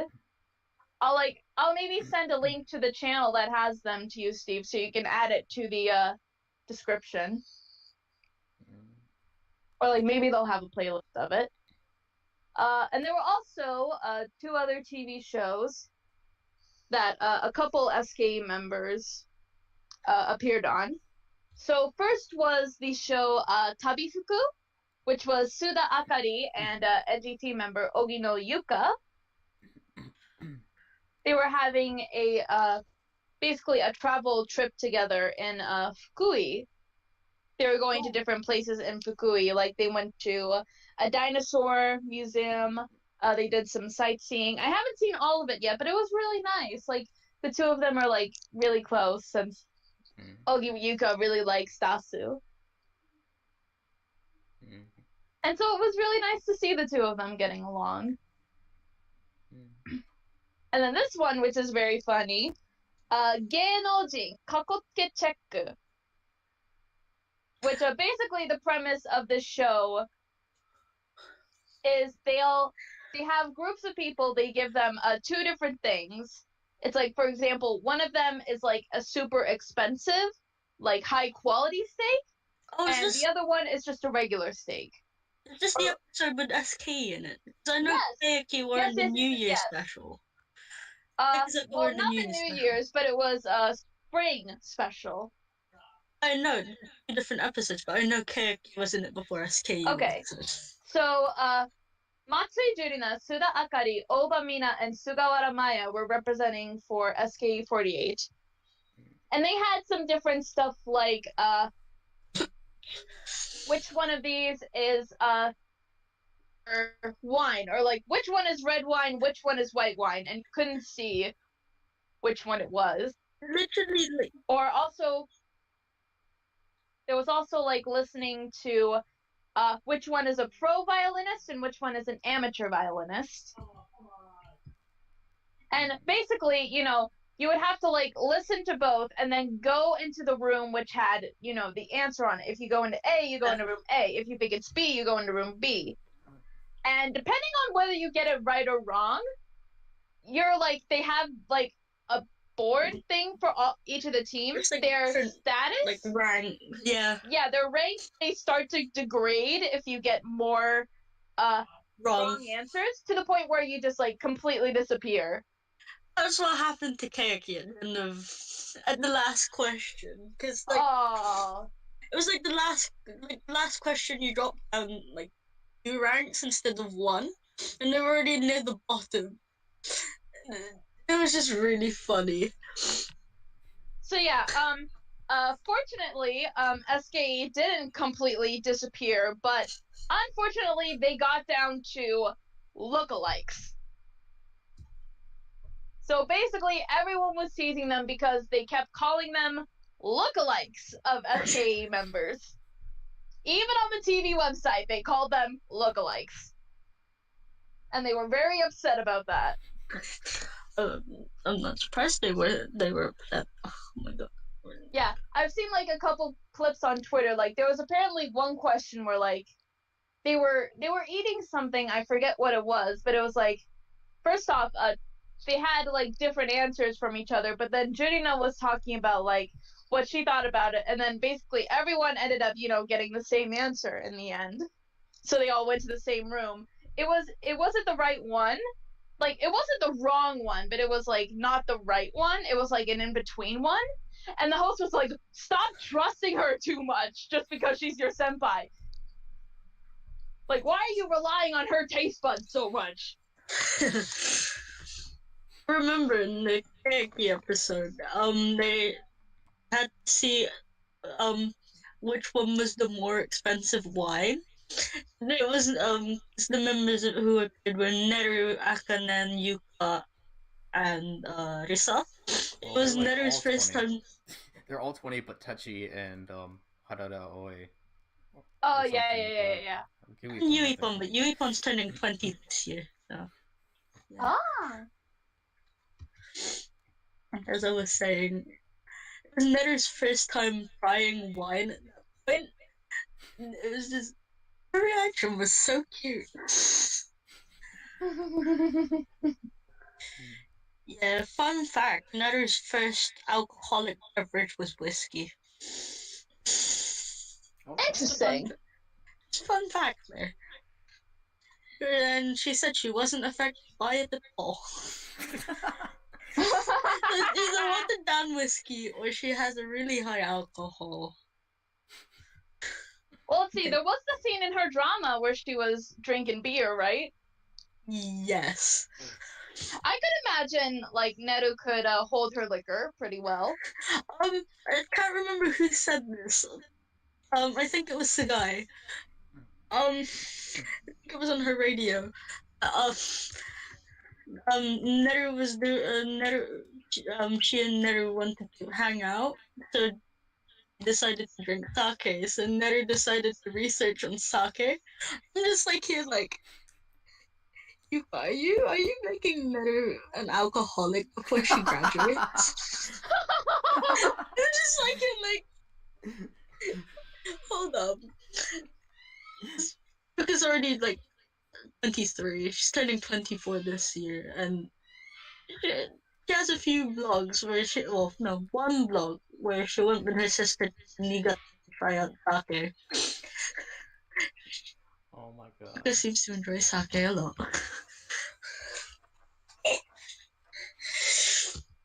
So yeah. Okay. Pretty funny. Alright, well that's it. Yep. I'm sorry about these birds once again. But are there any recommendations? They're my dad's birds, these are not mine. Actually, yeah, do you have any recommendations while I mute myself for a bit? No, not me. I mean, there are soft subs from Matsuda Konoka and Itogen's stage play Nanairo Inko. I haven't watched it with subs yet, but I do recommend watching the stage play. Let's see. And also, my friend Sky, she showed me there was recently a TV airing of a stage play called Nihon no Rekishi, which Akimoto Sayaka was in. I haven't seen it yet, but it's on Bilibili, so check that out. And then also, I guess personally for me, I am kind of working on a new fanfic project on a Wattpad. It's an Eyes One fanfic, if anyone's interested.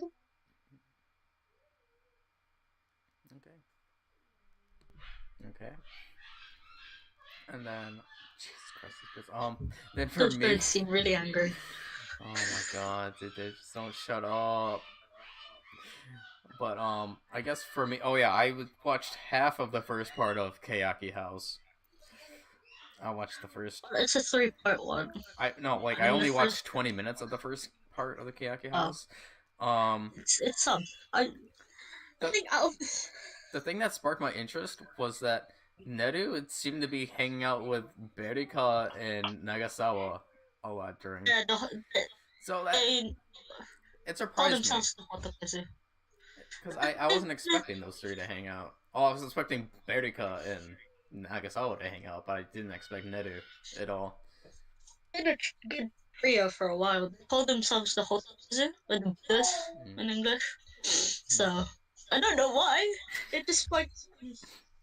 Then, once again, I'm not sure if we talked about it, but the moment, in the very beginning, Techi asked for alcohol, I found that really, really hilarious. Techi? Yeah, she asked, "Is there alcohol?" And I just couldn't stop laughing because at the same time it seemed like it was Nichika that needed the alcohol. Like the ways that she was sitting down, it looked like she was done. But yeah, Techi asked Nichika was the one asking for alcohol, and Techi was the one who was saying, "Me and Yuipon are still too young for." I thought it was Techi that asked, "Is there any alcohol?" No, it was Nichika who asked for the alcohol. Okay, I was about to say, Techi is still underage. It's still 2 years for Techi yet. You can still joke. Well, yeah, I know that. She's just like, no, I'm still too young for it. I swear, I thought it was. Techi was oh yeah, and also I did watch the videos from Kaotan's YouTube channel recently. Yeah, it's basically her and a couple of the members like Arayuki, Aoki Shiori, Saito Makiko, Obamina. I need to watch them. And Kitano Ruka. It's basically them talking about Kaotan Request Hour, going through the set lists and all that, and talking about that. I need to watch that. Bass in there. Need to watch that. And then I guess for my recommendations and plugs, 100% watch the Habu Kayakake episode. It is literally I don't think I've laughed this much in over a year. Granted, we have Nogi Ego episodes that made me laugh, but not as much as this. I've been through Mayawata's stupidness, but I still laughed more with Habu showing Joey. So I 100% recommend the Habu Kayakake episode. And then something that I forgot to mention last week, Necronomidol put out their first part of their short film on YouTube, Beyond the Red. It's 8 minutes long, and it is kind of like a horror theme. I'm sorry, Ruka, to tell you that, but it's quite interesting nonetheless. I believe they're gonna release each part every month of the 3. I could be wrong, but I know that they show it during their theater shows first before they put it on YouTube. And the good thing is that they're actually subbed. At least this one is subbed in English, so you can. There wasn't that much talking going on within this first part of the 3, but I would highly recommend watching that. And then my other one is, I was surprised to hear this from Derek, but apparently Witching Hour is going to be on this week. I thought it was going to be next week, but go look forward to watching Witching Hour, Necronomidol's Witching Hour. I highly recommend them. So those are my plugs / recommendations. The Witching Hour, Necroma's Beyond the Red, episode 1. Find it on their YouTube. I'll probably link that. And then Habu's character. So funny. So that's all. Mm-hmm. So until the next time, guys, whenever that may be. See ya. Bye-bye. Bye-bye. Oh my god, stop.